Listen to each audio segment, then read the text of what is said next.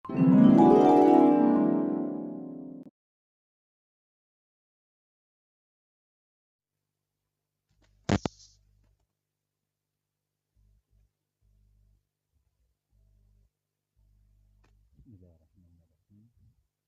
Assalamualaikum warahmatullahi wabarakatuh.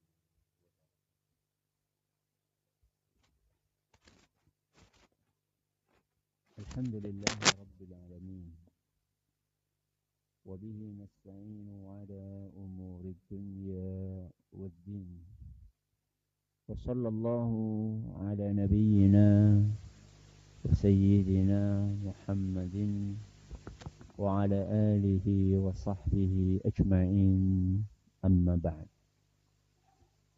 Kita panjatkan puja dan puji syukur kehadirat Allah Subhanahu wa ta'ala. Pada kesempatan malam yang berbahagia kali ini, hari Rabu, malam Kamis, tanggal 21 Muharram 1447 Hijriah, atau yang bertepatan dengan tanggal 16 Juli 2025, kita kembali diberi kekuatan, kesehatan, hidayah, serta taufik dari Allah Jalla wa'ala, sehingga kita bisa kembali menghadiri pengajian rutin tafsir Al-Quran di Masjid Agung Darussalam Purbalingga. Kita berharap semoga Allah Subhanahu wa ta'ala berkenan untuk melimpahkan kepada kita semuanya ilmu yang bermanfaat, sehingga bisa kita amalkan sebagai bekal untuk menghadap kepada Allah Jalla wa'ala. Allahumma amin.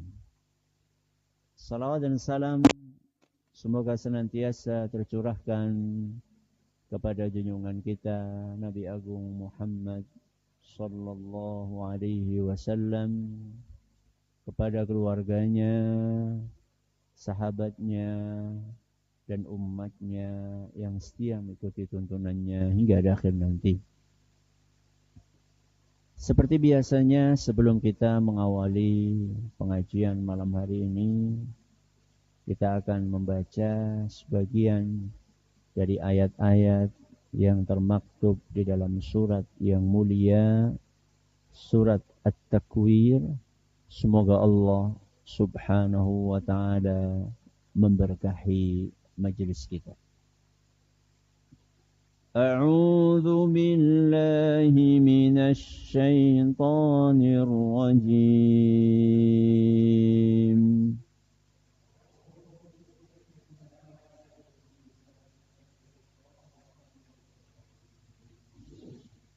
Fala uqsimu bil khunnas.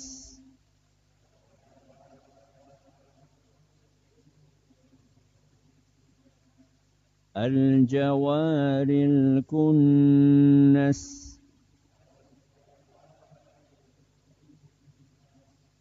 Wal-layli idha as'as. Was-subhi idha tanaffas. Innahu laqawlu rasulin karim.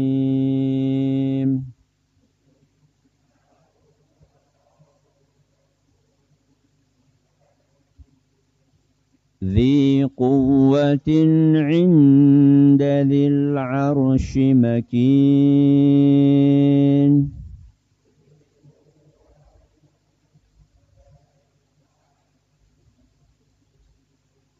Muta'in thamma amin.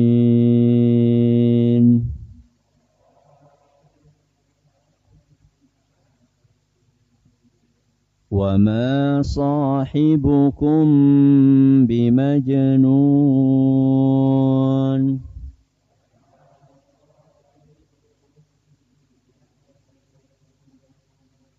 وَلَقَدْ رَآهُ بِالْأُفُقِ الْمُبِينِ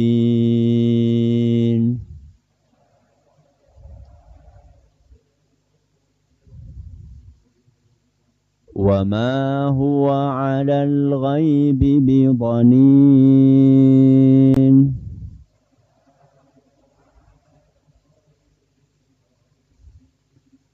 وَمَا هُوَ بِقَوْلِ شَيْطَانٍ رَجِيمٍ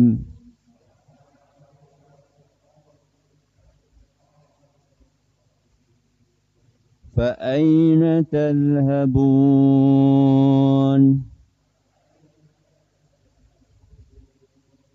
إِنْ هُوَ إِلَّا ذِكْرٌ لِلْعَالَمِينَ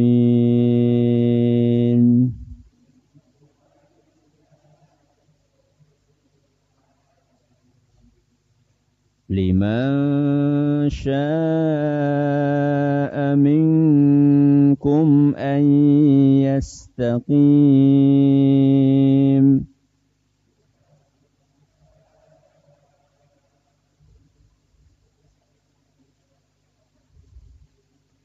وَمَا تَشَاءُونَ إِلَّا أَنْ يَشَاءَ اللَّهُ رَبُّ الْعَالَمِينَ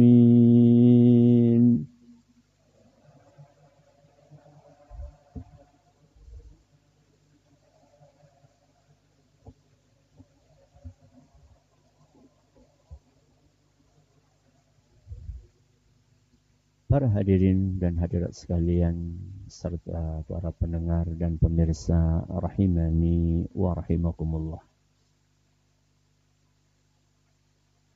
Pertemuan yang lalu kita menyelesaikan pembahasan ayat yang ke-23. Apa bunyinya?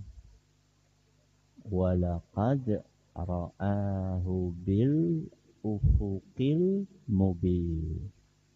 Sungguh Nabi Muhammad sallallahu alaihi wasallam benar-benar telah melihat malaikat Jibril di ufuk yang terang.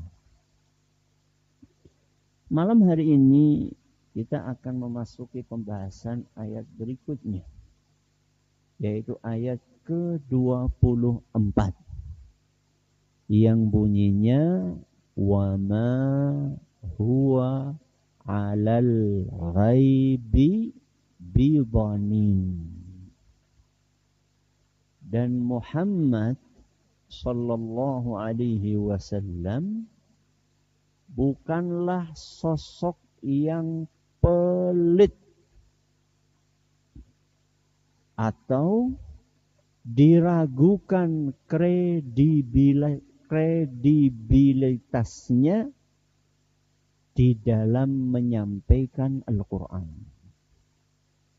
Saya ulangi, dan Nabi Muhammad sallallahu alaihi wasallam bukanlah sosok yang pelit atau diragukan dalam menyampaikan Al-Quran. Sebelum kita kupas ayat ini, kita ingin memahami terlebih dahulu korelasi antara ayat ini dengan ayat-ayat sebelumnya. Nabi kita Muhammad sallallahu alaihi wasallam adalah manusia yang sempurna dari berbagai sisi. Beliau adalah manusia yang sempurna dari berbagai sisi. Di dalam ayat-ayat yang sedang kita pelajari ini, Rasulullah sallallahu alaihi wasallam dijelaskan kesempurnaannya dari dua sisi. Dari pinten? Dua sisi. Yang pertama, kesempurnaan beliau di dalam menerima Al-Quran. Napa yang pertama? Kesempurnaan beliau di dalam menerima Al-Quran. Yang kedua, kesempurnaan beliau di dalam menyampaikan Al-Quran. Coba diulangi. Yang pertama apa? Kesempurnaan beliau dalam menerima Al-Quran. Yang kedua, kesempurnaan beliau dalam menyampaikan Al-Quran. Jadi ada saat beliau menerima, ada saat beliau menyampaikan. Mana yang sempurna? Dua-duanya. Jadi Al-Quran itu kan bukan hasil karya Rasul SAW. Beliau itu menerima Al-Quran dari sinten? Allah Subhanahu wa Ta'ala melalui malaikat Jibril. Proses ketika beliau menerima Al-Quran itu sempurna. Tidak ada celah kekurangan sedikit pun. Begitu pula sisi yang kedua. Proses saat beliau menyampaikan Al-Quran. Kepada siapa? Kepada umatnya, kita semua. Itu juga prosesnya sempurna, tidak ada kekurangan sedikit pun. Kita bahas sisi yang pertama. Allah Subhanahu wa Ta'ala di dalam ayat-ayat yang sudah kita pelajari kemarin menyampaikan bahwa Nabi kita Muhammad SAW wa ma sahibukum bimajnun. Nabi Muhammad bukan orang apa? Gila. Kemudian juga disampaikan walaqad ra'ahu bil ufuqil mubin. Bahwa Nabi Muhammad SAW sudah melihat dengan mata kepalanya sendiri malaikat Jibril.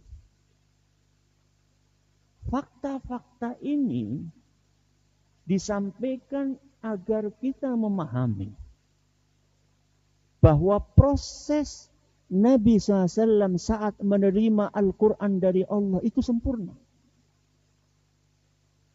Kenapa demikian? Karena beliau adalah sosok yang sempurna akalnya. Bukan orang apa? Gila. Kalau orang gila sempurna betul? Enggak. Jadi ketika Nabi SAW diangkat menjadi Rasul, saat beliau menerima wahyu, beliau adalah sosok yang sempurna akalnya, sangat cerdas, memahami apa yang disampaikan kepada beliau. Gak cuma sampai di situ. Allah Azza wa Jalla menyebutkan bahwa Rasul SAW saat menerima wahyu dari malaikat Jibril, Nabi SAW melihat langsung malaikat Jibril. Dan kemarin sudah kita sampaikan bahwa Nabi SAW ketika mendapatkan wahyu, seluruh indera beliau itu digunakan. Indera apa saja? Pendengaran, penglihatan, dan yang paling penting apa? Hati. Jadi Nabi SAW proses beliau menerima wahyu berupa Al-Quran itu sempurna. Tidak ada sedikit pun yang kelewat. Saya tanya sama jenengan. Ketika kita hadir pengajian, berapa menit? 45 menit. Ada nggak yang kelewat? Kenapa? Hah? Ngantuk. Ini sih ngantuk. Ngacung. Wong lagi ngantuk kon ngacung. Oke, walaupun jenengan tidak ngantuk, ada nggak yang kelewat? Kenapa? Ngalamun. Orang ngantuk tapi ngalamun. Alhamdulillah Ustaz, ngantuk enggak, ngalamun enggak. Ada enggak yang kelewat? Kenapa? Wis tua.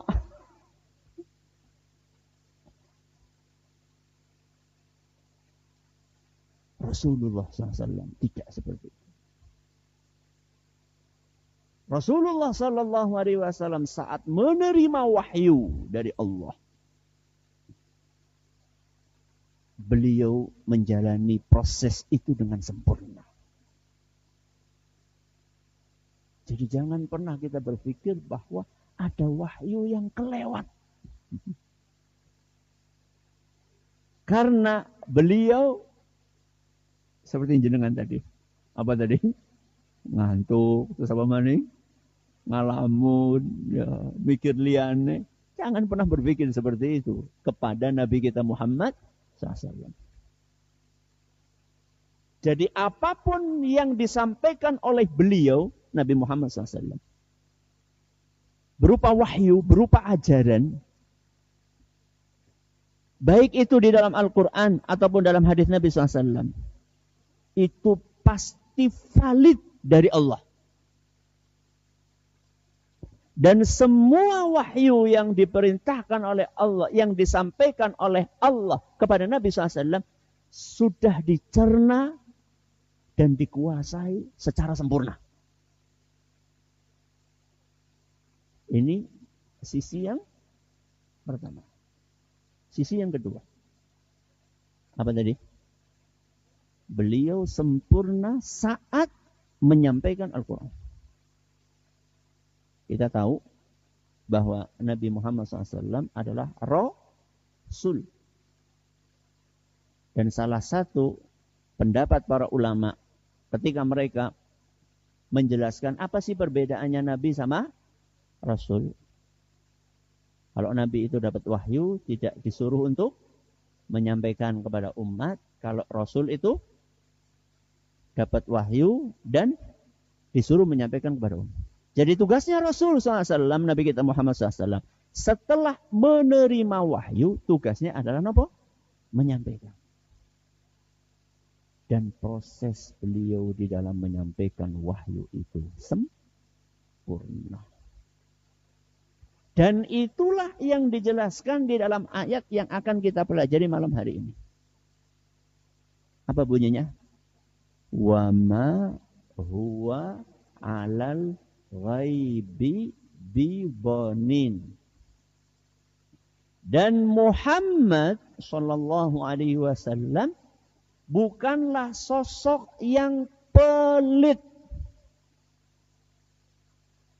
Atau penafsiran yang kedua, bukanlah Nabi Muhammad SAW sosok yang diragukan kredibilitasnya. Bukan sosok yang tertuduh kejujurannya saat beliau menyampaikan Al-Quran. Jadi bonin wa ma huwa alal ghaibi bi bonin. Bonin ada dua qiraat. Dan kedua qiraat ini sama-sama mutawatir. Sebagaimana disebutkan dalam tafsir Ibnu Katsir dan juga ditegaskan oleh Ibnu Ashur dalam kitab beliau tafsir At-Tahrir wa Tanwir. Qiraat yang pertama bonin pakai huruf apa? Dhad. Qiraat yang kedua dhanin pakai huruf dha. Kalau dhad itu temannya shad. Kalau dha itu temannya to. Dua qiraat ini maknanya sahih dan sama-sama mutawatir. Apa qiraat yang pertama maknanya? Bonin pakai huruf dhad artinya pelit. Nabi SAW bukan orang yang pelit. Kalau qiraat yang kedua pakai huruf apa? Dha. Itu artinya tertuduh kejujurannya atau diragukan kredibilitasnya. Jadi Nabi SAW itu bukan orang yang pelit dan bukan pula orang yang tertuduh kredibilitasnya. atau diragukan kredibilitasnya. Artinya apa? Artinya ketika Nabi SAW menyampaikan Al-Quran, itu beliau sampaikan dengan hati yang dermawan. Tidak ada yang beliau sembunyikan. Jadi kalau orang pelit itu dapat sesuatu, dia apakan? Diumpetakan. Duitnya atau informasi nek. Udah gini aja. Jangan kalau dapat arisan, cerita-cerita enggak? Dapat rezeki nomplok, cerita-cerita enggak? Kapan ceritanya? Pas lagi kelangan. Ya, Mbok. Pas lagi ada informasi yang menyenangkan buat jenengan rahasiakan informasi tersebut. Kenapa sih? Mbok pada ngutang. Itu berarti pelit. Kalau takut mbok dirampok, pripun? Ya itu beda cerita. Jadi Rasulullah SAW dapat wahyu berupa Al-Quran, tidak pelit beliau. Tapi Al-Quran itu beliau sampaikan. Kepada siapa? Kepada siapapun. Nanti saya akan jelaskan lebih lanjut tentang ini. Kedermawanan Rasulullah SAW. Kemudian Rasulullah SAW saat menyampaikan wahyu, menyampaikan Al-Quran, beliau bukan sosok yang diragukan kredibilitasnya. Alias, semua wahyu, semua ayat-ayat Al-Quran disampaikan oleh Nabi SAW kepada umatnya mirip persis plek seperti yang beliau terima. Tidak ditambahi, tidak dikurangi. 100% sama. Dan fakta ini membuat kita umat Islam tidak boleh ragu sedikit pun dengan Al-Quran. Karena orang ragu dengan sesuatu itu, karena kita ragu dengan sesuatu itu karena orang yang menyampaikan tidak kredibel. Kita layak untuk meragukan sesuatu kalau orang yang menyampaikan itu nggak punya kredibilitas. Dari sisi apa? Saat beliau mendapatkannya atau saat beliau menyampaikannya? Dua-duanya. Ini penting kaidah ini supaya kita nggak gampang terombang-ambing. Apalagi zaman medsos.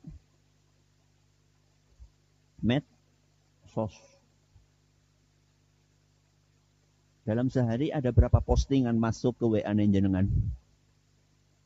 Ada berapa? Tergantung jenengan ikut grup berapa. Ada yang cuma ikut satu grup. Grup SD, SMP, SMA, grup mancing, grup dolanan darah, grup goes, berapa grup itu? Dalam sehari kan banyak banget postingan. Jadi kalau biar kita itu nggak gampang terombang-ambing, pakai kaidah ini. Cek recheck dari mana dapatnya, sumbernya dari mana. Termasuk ketika kita mendengar seseorang ngomong. Orang nih menyampaikan sesuatu, sebuah ajaran. Indonesia kan ajaran apa bae anak pengikutnya. Nabi palsu bolak-balik. Mesti ada pengikutnya. Padahal Nabi sing wis mlebu penjara gitu. Muncul Nabi baru, ada lagi yang ikut. Ya. Lihat dari mana dia dapat ilmu. Sumbernya.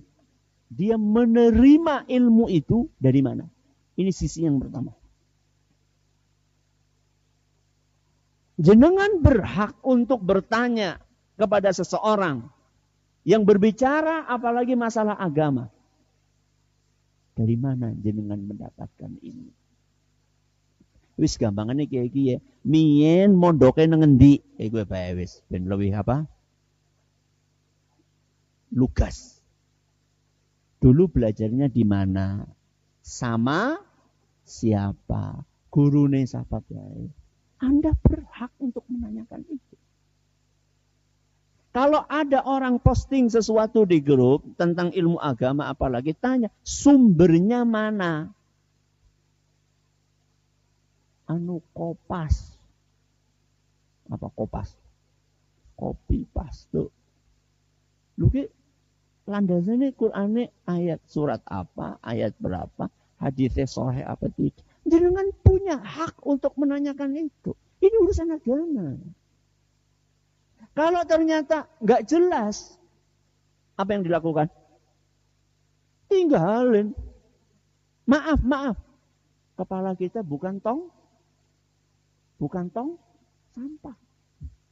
Nggak semuanya dimasukkan. Apalagi urusan agama. Ini yang pertama. Dari mana? Terus yang kedua adalah orang yang menyampaikan ini, saat menyampaikannya, jangan perhatikan. Orangnya kredibel enggak? Ketika dia menyampaikan sebuah ajaran, apakah dia itu konsisten dengan ajaran tersebut? Apakah dia dikenal sebagai sosok yang pelan atau tidak? Suka menyembunyikan sebuah ilmu atau tidak? Jangan perhatikan itu. Kalau salah satu dari dua hal ini ternyata tidak terpenuhi, proses dia mendapatkan ilmu nggak jelas, proses dia menyampaikan ilmu juga diragukan, tinggalin. Jadi Rasul SAW sosok yang sempurna. Oke. Tadi saya sudah berjanji bahwa Nabi SAW itu bukan orang yang pelit. Ya, bukan orang yang pelit. Berarti kebalikannya beliau adalah dermawan. Dermawan dalam apa? Di dalam berbagi harta atau berbagi ilmu? Nabi SAW dermawan dalam membagi-bagi harta atau dermawan dalam mengajarkan ilmu? Dua-duanya. Dua-duanya. Jangan tanya kedermawanan beliau dalam berbagi harta. Wong Nabi SAW itu pernah ada seorang Arab Badui datang. Saat itu Rasul SAW dapat harta rampasan perang.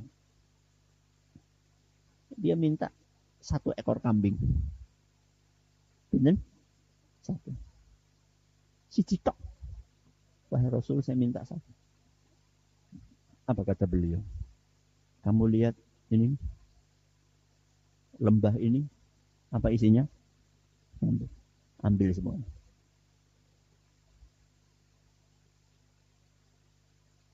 Itu temenan ini. Semuanya. Kalau kita enggak bisa membayangkan lembah kayak apa, karena kita kan di daerah apa? Datar. Lembah gue ya kayak apa? Alun-alun. Kira-kira seperti itu. Coba bayangkan jenengan alun-alun Purbalingga isinya apa? Tambah. Terus itu buat jenengan. Bayangakan tok ya, Purbayangakan. Siapa juga yang mau ngasih? Maka dia pun pulang membawa kambing 1 lembah. Kemudian dia berkata kepada warganya, ya kaum aslimu. Wahai warga kampungku, ayo masuk Islam semuanya. Fa inna Muhammadan yu'ti.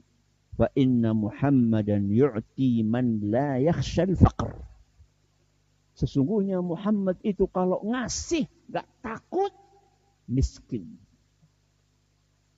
Itu kedermawanan dalam berbagi apa? Harta. Di ayat ini sedang menjelaskan kedermawanan di dalam berbagi ilmu. Yaitu mengajarkan Al-Quran. Saya tanya sama jenengan. Al-Quran. Wahyu kan? Wahyu.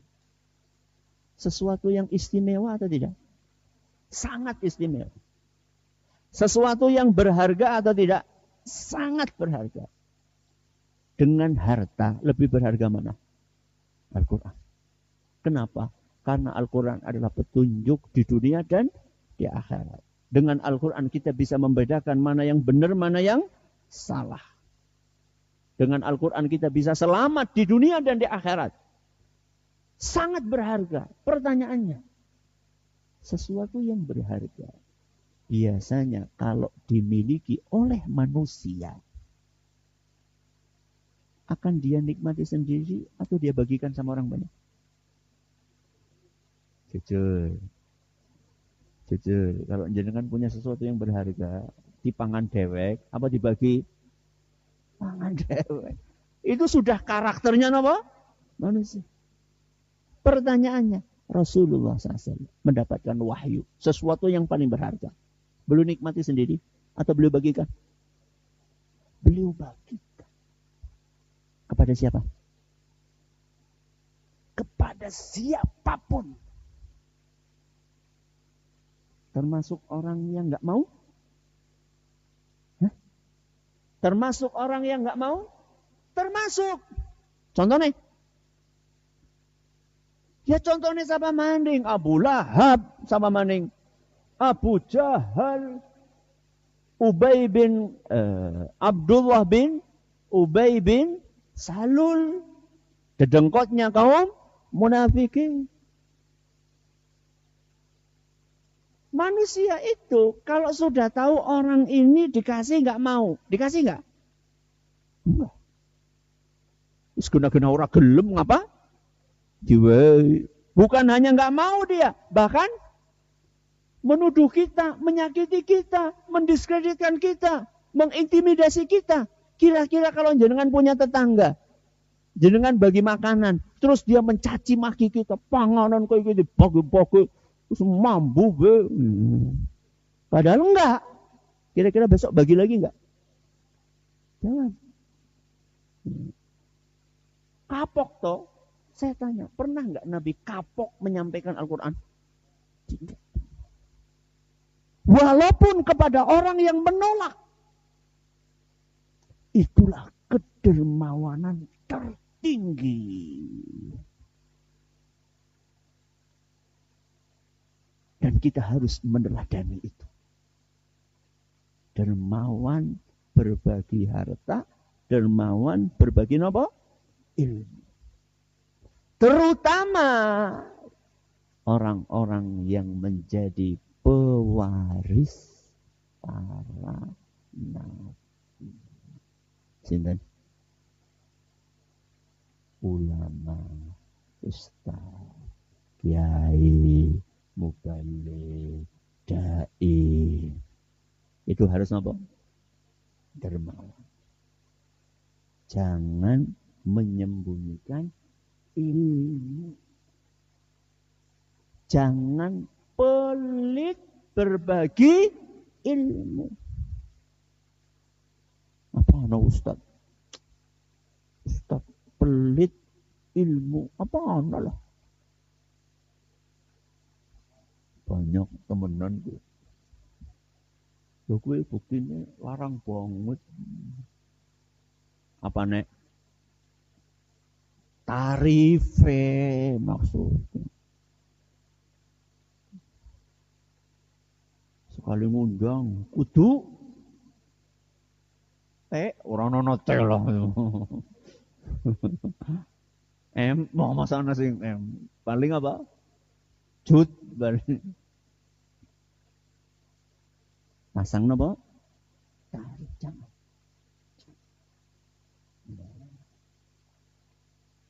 Boleh ngundang saya, tapi harus DP dulu. Kalau sampai hari H nggak dilunasi, hangus DP-nya. Astaghfirullahaladzim. Na'udzubillah. Gue kayaknya udah nyong, Ustaz. Ya, hati-hati jenengan. Belum tentu juga nanti kita akan selamat dari karakter seperti itu. Berarti kalau Ustaz menerima amplop pripun Ustaz? Ya tergantung. Kata guru kami, Syekh Ibrahim bin Amir Rahili hafizahullah. Jadi bedakan antara orang ngajar untuk ngambil dengan ngambil untuk ngajar. Yu'allim liya'khudh atau ya'khudh liyu'allim. Jadi dia itu ngajar, berdakwah untuk mengambil amplop, atau dia mengambil amplop untuk mengajar dan berdakwah. Pada atau beda? Bedanya apa? Bedanya kini ngarep kini nemburi. Bukan kayak gitu. Bedanya adalah gini. Orang berdakwah untuk mengambil keuntungan duniawi. Salah atau benar? Salah. Berarti dakwahnya tidak ikhlas. Jadi tujuan dia dakwah supaya dapat amplop. Sehingga kalau dia tahu ada sebuah tempat yang ngundang orang anak amplope atau amplope tipis, dia nggak mau. Ini nggak boleh. Ini berarti dakwah untuk mengambil amplop, keuntungan duniawi. Kebalikannya apa? Dia mengambil amplop supaya bisa dakwah. Maksudnya kepriwe Ustaz? Biar dia bisa mengajar dan ada waktu untuk mengajar tanpa mengabaikan anak dan istrinya. Dia perlu apa? Dapat duit. Saya tanya sama jenengan. Kiai mubalik, ustadz, dai, punya anak istri enggak? Punya. Punya kewajiban untuk menafkahi mereka tidak? Punya. Lah kalau waktunya habis buat ngisi pengajian, enggak ada waktu untuk bekerja, terus dia menafkahi anak istrinya pakai apa? Anggo kiye, anggo kertas. Pakai apa? Kalau dia, was, anak bojoku njaluk iki ora bisa, anakku golek susu ora ana, beras entong. Wis mandek bae pensiun, golek apa? Dakwah wis pahal bae. Akhirnya enggak jadi apa? Dakwah. Siapa yang rugi? Umat. Umat. Maka yang kedua ini justru dia itu ngambil supaya bisa tetap dakwah. Karena kalau dia tidak ngambil dan dia tidak punya penghasilan yang lain, nah dia mau menafkahi istrinya dari mana, anaknya dari mana? Nah, ini bedanya antara yang pertama sama yang kedua. Terakhir, kalau jenengan perhatikan dari tadi, kita selalu menyebutkan Nabi tidak pelit menyampaikan Al-Quran. Al-Quran. Padahal kalau kita baca ayatnya, wa ma huwa alal ghaibi. Ghaibi artinya apa? Hal gaib. Jadi tadi kita terjemahkan bukan hal gaib, tapi kita terjemahkan apa? Al-Quran, Al-Quran, wahyu dan seterusnya. Karena para ahli tafsir telah sepakat ijma'. Sebagaimana dinukil oleh Al-Imam Ibnul Qayyim rahimahullah, bahwa kata ghaib di dalam ayat ini maknanya Al-Quran. Jadi para ahli tafsir semuanya sudah apa? Ijma', sepakat bahwa makna ghaib di dalam ayat ini adalah Al-Quran atau wahyu. Kenapa kok Al-Quran dinamakan ghaib? Karena salah satu isi Al-Quran yang sangat banyak adalah apa? Hal-hal gaib. Contohnya surga, contohnya neraka, contohnya hisab, kejadian hari kiamat. Itu gaib atau bukan? Itu gaib.